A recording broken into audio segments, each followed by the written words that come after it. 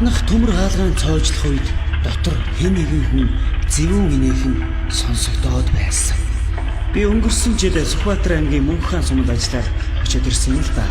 Намайг хот газрын сэтгүүлч гэдгийг мэдсэн сумын клубын ерөнхийлөгч Анхуйг гэх нэг залуу надад оройн бүжгэн дээр нэг сонин зүйл ирсэн.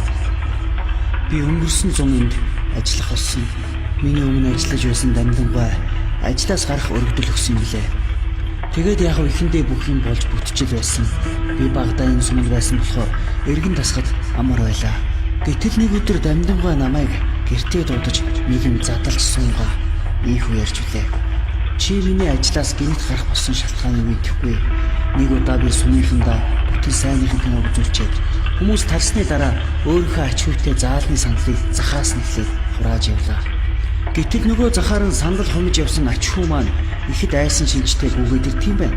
Намайг яасныг асуудал тэр баруун урд харанхуй буланд нэг хүн наашаа хар зогсоод амар инээгээд байна гэсэн. Би мэл гайхсан чи ачигаа улам айлахгүй санаатай чангаар. Ой, тэр булан зогсоод байгаа хүн гараарай. Кино дууссан шүү гэж хашгир. Гэтэл ямар ч юм байлаа. Тэгэхээр нь тэр булан руу чиглэн очлоо.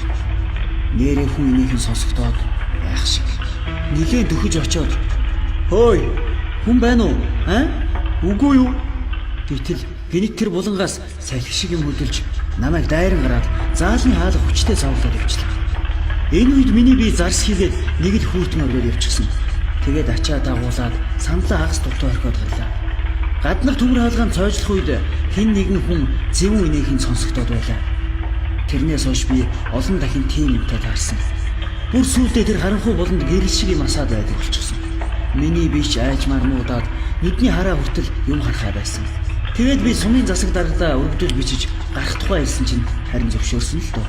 Би тэгтээ энэ бүхнийг түнд яриагүй. Гарах бодолтой байгаа гэж бичиж өгсөн л да гэж яриа. Би энэ бүхэнд нэг л итгэж өгөхгүй өнгөрч үлээ. Энэ ярианаас хойш сар чахан болов. 7 хоногийн сүүлч бүтэн сайн өдөр болгон кино үзүүлдэг. Мөн 2 дахь өдөр болгон үжиг явуулдаг байлаа. Нэг өдөр киногоо үзүүлж байтал гэрэл тасарчихлаа. Сумын төвд дийзлэр ажилладаг тул тасрах нь их байдгийг. Би ч юм гайхсангүй. Гараа тагтал клубээс бусад газар сумын цэцэрлэг захиргаа гэдэл бүгд гэрэлтэй байлаа. Манай клубын цахилгааны утас тасарчихсан бололтой гэж бодоод цахилгааны өрөөгөр ортол тэнд нэг хүн хэвтэж байв. Би ч зог тусаж нэлийн ажилтал харанхуйд сайн мэдгэцсэнгүй. Хүн байгаа ч юм шиг байхгүй ч юм шиг санагдаад байхаар нь жаахан айгаад ухарч гараад Сүхэ гэдэг ахыг дагуулад орсон. Сүхэ ах угийн хинэггүй айдаггүйгээрээ надаас төрүүлж ороод нөгөө хүний байсан газар нь очиод доошоо тонгоо нэг юм тэмтэрч харав. Тэгснээ намайг дагуулж холгочоод бисээ тэмтэрч байсан чинь гарт нэг муухай ширүүн үстэй бондгор юм баригдсан. Нэг юмны толгойн юм болов уу гэж бодоод хүзүүг нь тэмтэрч үзтэл гэрэд гарт юу ч баригдахгүй болчихсон гэв. Лааны гэрэлд Сүхэ ахын 2 гарыг харсан чинь цэл хөх болчихсон учиргүй хөөрхөн байсан. Тэр цэл хөвтөн гараа дулаацуулах гэж үрж байснаа ахийнх нь би нэг л эвгүй болчихлоо гэж хэлж амжилт муухай алдчихдаг юм аа. Бүх хүмүүс гараад явчихсан байсан учраас том биетэй Сүхэ ахыг би яаж чадлагүй зогсож байтал заалны гэрэл цэлсхийн яслаа. Би ч дотроо баярлан Сүхэ ахыг босгох гээд дээрээс нь тонгоогоо тарсан чинь түүний нүүр ам нь аймаар мөрөөчсөн. Царай нэг л биш өөр хүний шиг болчихсон хамаг үеийн салган нь чичрээд байлаа. Тэгснээ гинт өндийгөө босоод ирсэн. Тэгтээ ямар ч ухаан алга аймаар муухай инээгээд над руу ойртоод ирсэн.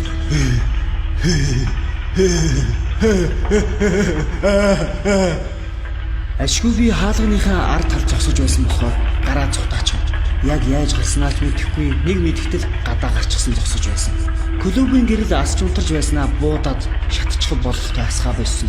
Би тэр чигээрээ гэртээ хараад унтах гэтэл унтаж чадахгүй арай гэж өөр цайлглаа. Тэгээд өглөөний 9 цагт клуб руу ортол Сүхэ ах тарих толгой хагарах нь гэсээр сандал дээр сууж байсан. Тэр явдлаас хойш би дамдан баян ярианд итгэсэн.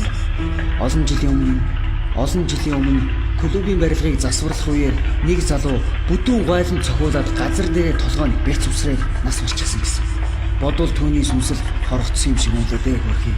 Одоо би сумын төвдөр өөр ажил хийж байгаа. Хоригдол ирийн сүнс хонзонтой хүнээ хорлсон. Тэр магадгүй таныг чайж байгаа билүү? Манай FM-д нэгэн захидал ирсэн юм аа. Захааны эзэн өөрийнхөө захидлыг нийтэлж өгөхийг хүссэн дагуу бид сонсогч та бүхэндээ хүргэж байна. Би үүнийг шоронгоос бичиж байна. Сүүлийн үед надад хачин сонин үзэгдээд байх болсон. Энд би өөрийнхөө хийсэн хэрэг ялынхаа тухай бичих хүссэнгүй.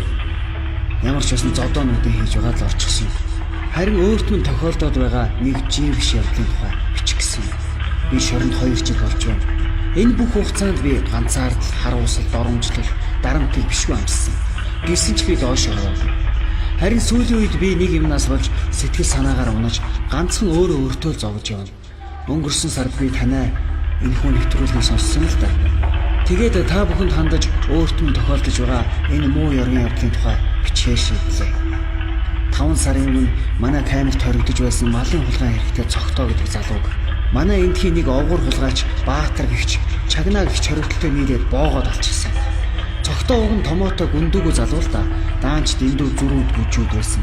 Тэр зангаасаа болж л амиа алдсан.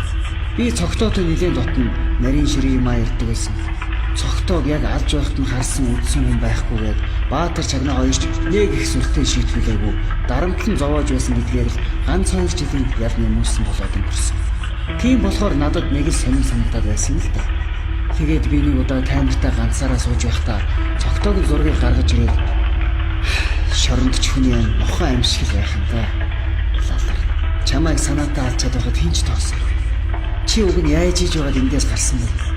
Залуу гэж санаанд үйсэн. Тэгээд тэр шөндөө би унтаж чадахгүй хөргөөж байгаад би засахыг жорлон руу очлоо. Дөнгөж бийцчихэд ирэхдээ гэнэт ард нэг хүн чиний төрөв хэлдэг чи энэ өгшөө гэж айгүй тотсон. Тэгтэн би мэл гайхаад цэл хөрөөд юу хэлээд байгаа юм бэлээ? Юу хэлээ гэж гайхаад эргээд харсан чинь яг урд нь цогтоо зогсож байсан. Тэр яг нас барахтаа ямар байсан тэр байдлаараа өмнө нь зогсож байсан. Түүний нүүр ам авах юмгүй болоод хавтаад өхөрч гисэн шүд амыг нь хэг цогцохоод хайчихсан байсан юм л да. Би цогтойг хараад бүр хөшчихсэн. Тэгээд нэг хэд байдгаар ойролцсон гэж явсан. Тэрнээс хойш цогтоо миний нүдэнд байн үзэгдэх болж дагаж гисэн. Эртээд нэг шөнө унтаж байгаад гинэт сэрсэн чинь тэр яг миний дээр агаар тогтчихсон байж байсан. Би хөтлөө хайгаад өндөөсөн чинь тэ наарны ард байгаа модон иштэй хотлыг авч гараад Баатрын зэрэг заагаад өгөөч гэж гуйгаад байсан. Би бүр аргаа бараад дэрээ аваад шидсэн. Ерөөсөө минь болохгүй байна лээ. Би хамт байгаа хүмүүстэй хүртэл хэлсэн. Тэд нарт юуч мэдрэхгүй байгаа юм шиг байлаа. Одоогоос сарын өмнө нэг шин миний хүнжлийг хуу татаад альчихсан. Тэгэхээр би цочоод өндөөсөн чинь цогтоо миний өмнө нэг хүний толгой барьчихсан зогсож байсан. Тэгснэ. Би Баатар Чагнаа ийм болгоно. Гэт энийг шивсэн. Үнэхээр хэцүү байсан. Ийм юм чинь хүнд хамаагүй ярьж болохгүй юм лээ. Би солиорчод байна. Эсвэл өгсөн хүмүүс ингэж яваад байна. Цогтоо сүлдээ намайг хүртэл санахсан. Мэдээж та нар миний бичсэн юм уншаад гайхах л та. Гэхдээ надад туслаач дээ. Гэхдээ хамгийн аимшигтай одоогоос 2-7 хоногийн өмнө цогтоо надад би Чагнаа Баатрыг авч явж дараа чамайг ярьж явна гэсэн. Тэрний маргааш нь цогтоо Чагнааг том тогоон тэгээд гиз дотрыг нь хагалчихсан сууж байна гэж зөөдөлсөн. Тэгтэл маргааш өглөөнд Чагнаа гиз зүдээд бичсэн ихрээд явж байсан. Тэгсэн хорихангийн эмч үзээд мухар олгоо байна ахуулах хэрэгтэй гэсэн. Тэгэнгүүт тэр хөөцөлдөж байгаад хот руу явсан. Тэгтэл хамгийн сүүлд сонсноор бол Чагнаагийн олгоо дотроо хахаад би их муу байгаа сурагтай байна. Тэрнээс гадна цогтоо Чагнаа явснаас хойш бараг үдэгтэй болоод байснаа 3 хоногийн өмнө хорхийн хашаа алчихсан зогсож байгааг харагдлаа. Тэрний 2 гар нийл цус болчихсон бүр цусан доошоо дуусалж байсан. Миний бичсэн болгоно шүү. Би дайж ингэж тохуурхъя гэж бодоо. Сүнс гэж байдаг юм байна. Би өчигдөр аргаа бараад цогтойгийн зургийг шатаасан. Цаашид яах вэ? Надад туслаач.